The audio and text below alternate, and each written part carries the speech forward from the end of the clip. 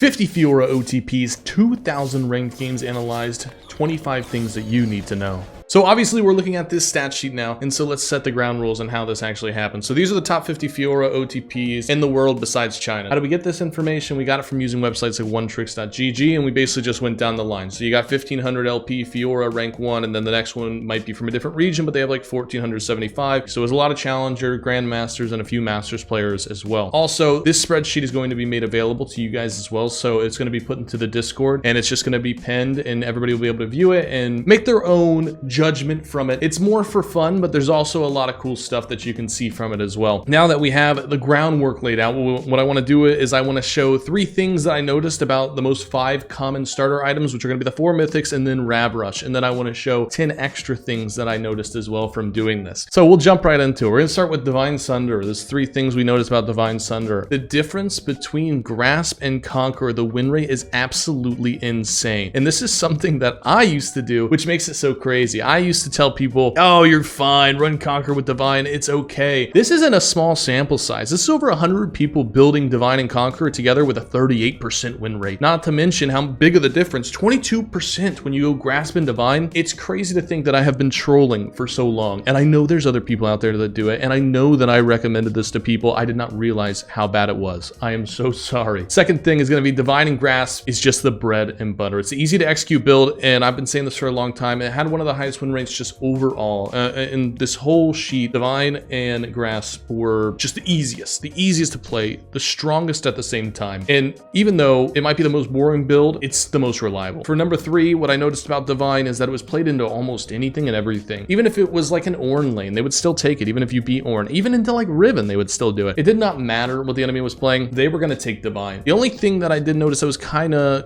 crazy was that Divine didn't really do well after the 4th item. If you were getting far into the game, it wasn't a good thing. Most of these games where people were taking Divine were actually decided within the first 2 to 3 items. 2 to 3 items and the game was over. Now I want to show my personal best build from the patterns that I noticed people building, and then what the math says. Like Kimpunk has like a 90% win rate, so it's a math build, you know, whatever. The best build in my opinion is going to be to take Grasp, Divine, Ravenous, Hullbreaker, and Maul. And then the math build is Grasp, Divine, Rav, Hull/Sterak, and then Kimpunk, Maul, Death Stance, Shojin. And for the math build, you're going to notice that Hull, Sterak, and then Kimpunk, Maul, Death Stance, Shojin is basically going to be the same for every single one. So just a heads up before we get deeper. We're going to jump into Triforce, and then also we can see the win rates overall from this as well, right? So we're going down the list. This is the rank 1 was Divine. Rank 2 is Triforce. So Triforce was literally like 0.1 or 2% less of a win rate than Divine was. So this is the second best mythic. First thing I want to say about Triforce is that this item is an absolute phenomenon. It was like you could do anything with it and it was fine. You could rush Bork into Triforce, Rav into Triforce, take PTA, take Grasp, Shojin 3rd, why not? It did not matter. This item, this mythic is crazy. You could build almost anything with it and be absolutely fine. I was really shocked to see how much flexibility this item actually had, which leads me into the second thing I noticed. Is anybody else playing Grasp and Triforce? Grasp and Triforce had the highest win rate for that mythic, and I was completely shocked because in my head, I'm thinking that the Triforce passive is stacking and giving you more AD, so Conquer would be stacking and giving you more AD. It seems like a better buy, right? Well, apparently not. It was very good. It seemed like people were taking Grasp with intentions to go Divine, but then they would flex it into Triforce. So it was really interesting. It was almost like flex picking in draft and like playing Gragas, and you don't know if the Gragas is going to go mid or top or jungle. It's like a flex item, and it's so cool to see that Grasp is actually as powerful as it is. It was super interesting. And the last thing I noticed is that buying Triforce first was actually the lowest win rate. The further that you let the Triforce, that you waited out to buy it, was better. So when you bought it second, it had a better win rate. Even there were a few people that bought it third, and most of those games were wins. It's really weird. So buying Triforce first seems to just not be the move. Getting it second is way more ideal than getting it first. Looking at the best build, in my opinion, that I noticed from a lot of people that were performing was taking Conqueror, Ravenous, Triforce, Hullbreaker, and then Shojin for it. Now, the math build is going to say Grasp, Ravenous, Triforce, Hull, Sterak, and then Maul, Kimpunk, Death Stance, Shojin. Jumping into the third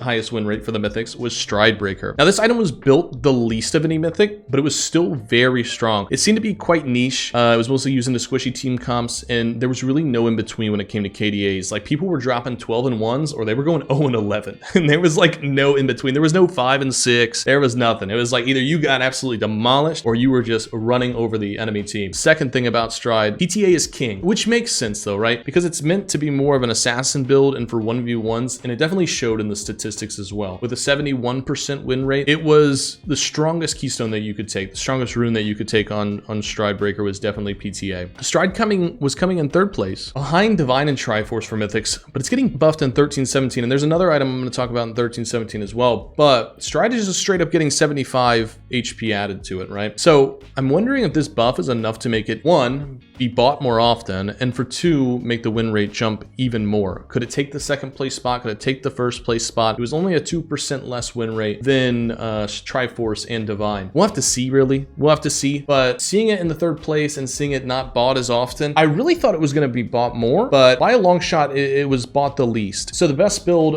in my opinion, is going to be the PTA, Stride, Rav, Hull, Shojin, and then the math is going to tell us that it's PTA Ravenous Rush, because there were people rushing Ravenous into Stridebreaker, and for some reason, we're just going crazy with it, and it had a really nice win rate. But PTA, Rav, Stride, Hull, Sterak, Maul, Deathstand, Impunk, and Shojin as well. Now, the worst of the worst mythic was Goredrinker. So Goredrinker had the lowest win rate, and it just seemed to be the weakest mythic of the bunch. It was still bought very often, and I think that's really shocking. I think it was, yeah, 312 purchases, which is twice as much as Stride, twice as much and some. That's the first thing I noticed. And I saw it a lot more often into like bursty champions that were melee, like Jax, Renekton, Set. I was just really surprised at how often it was bought. The second thing I noticed was that it was definitely the fighter mythic. I hardly ever saw anyone buy Hullbreaker or paired it with this item, which also could affect the win rate because Hullbreaker just ended up being like one of the strongest 3rd items in the game. And we'll talk about that in a second as well. But it was almost always like Goredrinker, Ravenous, Deathstand, Maul, Shojin. It was like all fighting items, all team fighting items, which makes sense though, right? Because you want to get in there and you want to get the procs off with the Goredrinker and heal as much as possible. You want to have like 3 or 4 people in melee range. So it kind of made sense. But speaking of buffs as well, Goredrinker is getting buffed in 13-17 as well. It's getting just straight up, here's 100 HP. 100 HP to the Goredrinker for free. Could this change it being in the last spot? I think that we're going to see it bought more often. We're actually going to see the win rate go up. I mean, it is a buff, right? So that makes sense. But I'm wondering if it's going to jump any higher than that. I still think, because Stridebreaker is getting buffed as well, I still think that Stridebreaker is going to hold the spot as the best whip item. I really do. Even with it being bought less, it is more niche, and I think that you could probably get away with building Goredrinker more often than you can Stridebreaker, but I do think that Stridebreaker is a stronger item. It's better for shorter games. Goredrinker might be better in the team fights and longer games, but you're kind of taken away from what Fiora wants to do, right? So the best build was Conqueror, Gore, Rav, Hull, and Death's Dance. And Death's Dance for 4th instead of anything else, just because Death's Dance is going to help you. It's got the bleed passive where it stores that extra damage, and you're going to be healing more with Gore, so it's going to keep you alive. And then Hullbreaker, like I said, I just didn't see Hullbreaker get bought often with Goredrinker, and it was really surprising. The people I did see that bought it, they did really well. So I don't know why people are just, it's almost like they're stuck in the season 12 days. It was like, if it's not broke, don't fix it, right? So the math is going to be, the math build is Grasp, again, crazy, Grasp, Gore, Rav, Hull, Sterak, Death's Dance, Maul, Kempunk, Shojin. Yes, people were building Grasp on Goredrinker, and they were doing really well. Yeah, I don't know, Grasp is just the best, I guess. So the next most bought first item was Ravenous. First thing I'm going to tell you, the first thing I noticed about Ravenous, Titanic is not even an option. Titanic is not good. Titanic was not bought. In the 2,000 games analyzed, Titanic was literally bought 2 times. That was it. And it had 1 win and 1 loss. And that was the only 2 times it was bought in those 2,000 games. Ravenous is just a 100% item. It really is. Another thing I noticed, the second thing, is that it always seemed to build into Triforce. So it would be Rav Rush into Triforce. Basically, they went hand in hand. Sometimes people were building into other mythics, but for basically 85-90% of the games, it was Tri-second or just no mythic because either the game was won or lost before they got the mythic. So the third thing I noticed is that Rav Rush seemed to be a little inconsistent though. It ends up coming off with a 56% win rate, which is more than Goredrinker, and that is also tied with Stridebreaker. But if you look at the difference between split 1 and split 2, it was quite large. I mean, it was like a 6% difference. And I'm not sure exactly what was going on there because there was no change to Ravenous. So I'm not really too sure what was going on with that. But to see that big of a difference from split 1 to split 2 was a little bit weird, which makes me feel that it's just a little bit more inconsistent, which kind of makes sense, right? Because you're not getting any defensive stats and you're just going straight up damage. So if you were, let's say you were playing against a Renekton and You were like, I am committed to building Ravenous first. Okay, well, if he gets that first kill on you and you keep building Ravenous first, then he just one-shots you with his combo. So, I mean, it just felt like, looking at the stats, it just seemed a little bit inconsistent. So the best build, in my opinion, was going to be Conqueror, Ravenous, Tri, Hull, Sterak, and then Maul, Death Dance, Shojin, or Kim Punk, any of those for the fourth. Now the math build is kind of weird because it was the Conqueror, Ravenous, Divine. For some reason, people were going Ravenous, Divine. It was only 12 games, but it had a 75% win rate and it did really well. Not sure why. Once again, that's one of those things where the math is just like whatever, because it's like not a big enough sample size, 12 games out of over 2,000. So the math build was Conk, Rav, Divine, Hull, Sterak, and then Maul, Death Dance, Shojin, or Kim Punk. Now, this is it for those first items, and we're going to jump into 10 other things I noticed. And these are going to be basically things that I didn't record, things that I saw personally, and there are a few things on there that are recorded as well, but I want to start with boots. So the first thing I want to say is that CDR boots were way more common than I had thought. Now, even me personally, I've built CDR boots quite often when I had a lead, but I'm not kidding. I was expecting to see like once every 20 games somebody gets it. No, it was like one every 6, one every 7, one every 10, whatever. It was way more common than I thought. Didn't matter if it was heavy AD,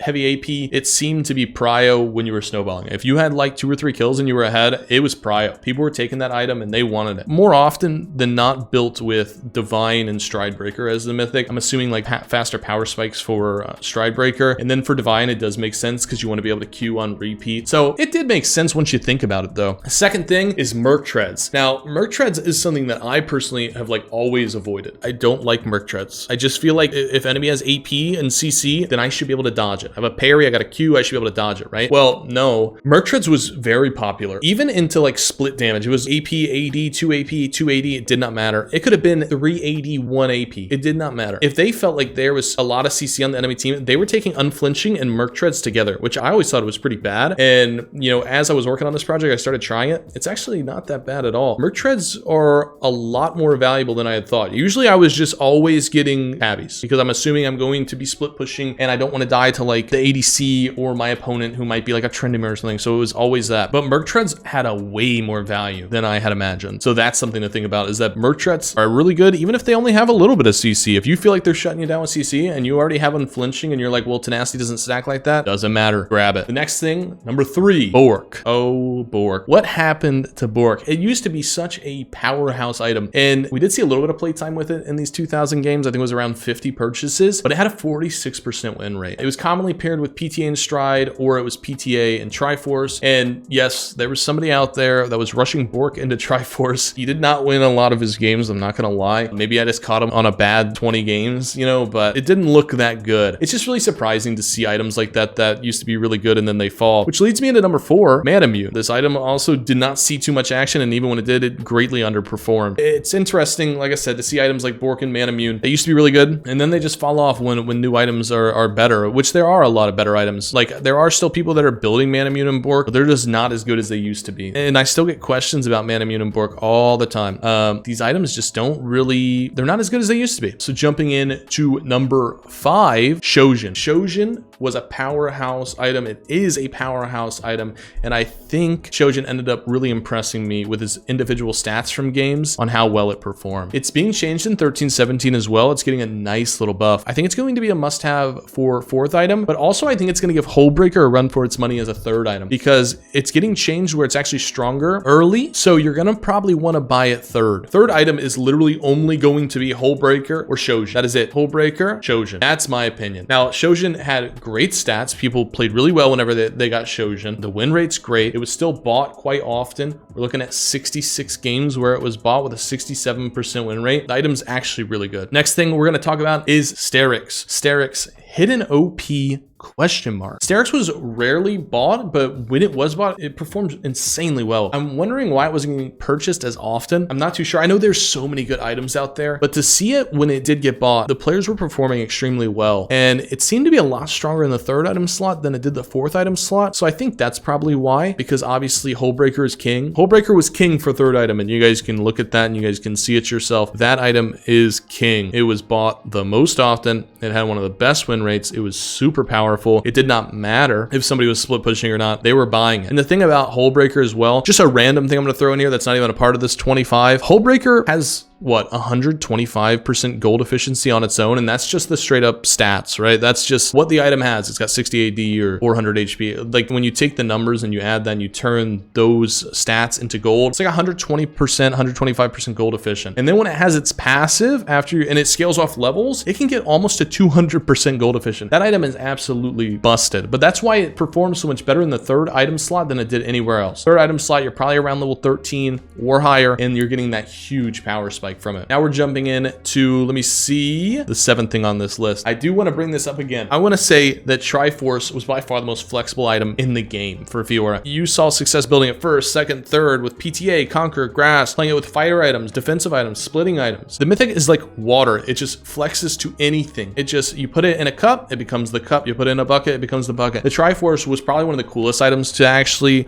record the data for because there was so much creativity. There were so many things that people were buying with it. It was a lot of fun to see, and also gave me a few ideas as well. And honestly, maybe it could give you guys some ideas too. I mean, like somebody was rushing Bork into Triforce, right? And that's really cool. And I saw this with fighting items and it did well. I saw with all the items and this did well. It was so cool to see, especially the Triforce Grasp was the highest win rate rune for Triforce. I think I might even go into some games and play around with Triforce and see if I can't come up with some crazy builds too. And I mean, all the power to you guys as well to give it a try because it really did perform no matter what. It was really cool to see. And then the next thing on the list here, number 8, when you buy an item actually matters. This is something that I noticed and I thought it was kind of cool to see too. For example, Ravenous Hydra was not good unless you bought it first or second item. Hullbreaker was not good unless you bought it third item. There were so many things that were interesting to see. It's just like when I got Ravenous, anything past second item, it wasn't good, right? It had a 52% win rate. If you got Hullbreaker at any point besides third item, it had a 50% win rate. So when you buy an item, actually does matter. And I think it does make sense, right? Let's say you're getting Ravenous, you need to be able to split push, right? And if I wait to get Ravenous until fourth item, well then I'm not splitting anymore. The game's almost over. And then getting Hullbreaker third, why is it more powerful at third? Because it's a bigger power spike. It scales off your levels, so it's going to be a bigger power spike if you buy it at third item. If you buy it first or second, it's going to be much weaker. And then you run the risk of, dying in a 1v1 and losing that 1v1 and then starting to slowly fall behind. So it's just something cool to see that it really does matter when you buy items. It's very important for core builds, especially. For number 9, Grasp is king. Grasp is just straight up king for Fiora. People built Grasp on Divine, Triforce, Ravenous, Goredrinker, Stridebreaker. It did not matter. They bought it on everything and it had the highest win rate by a long shot when you add up all the keystones in general. You can run Grasp literally on anything and it was good. I mean, seriously, people were building it on Stridebreaker and they were winning hard. And when it came down to keystones, Grasp was just absolute best on every item. Fiora is already terrible to lane against, but Grasp just made it impossible. Looking at the stats on a lot of these weird ones where it was like they were running Stride with Grasp or like Goredrinker with the Grasp, the difference between gold, XP, CS at 15 minutes when taking Grasp was just astronomically different. Like Grasp basically was winning them the early game, and then as long as they won the early game, if they felt confident, they would just run with it. They would just run with it. So I think that, and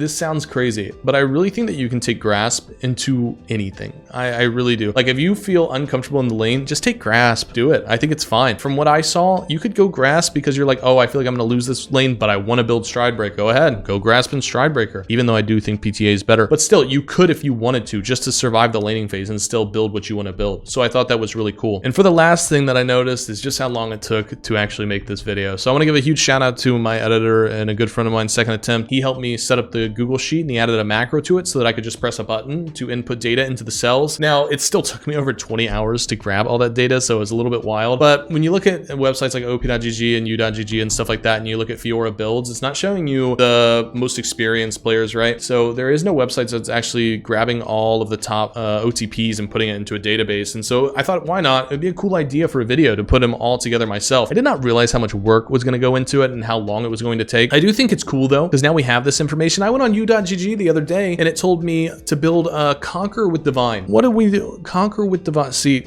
never again. No Conquer and Divine. Trust me, it's not good. I've seen it. It's not good. But thank you guys so much for watching. Thanks for the support. As always, I appreciate you guys. And until next time, peace out. Love you. Bye-bye.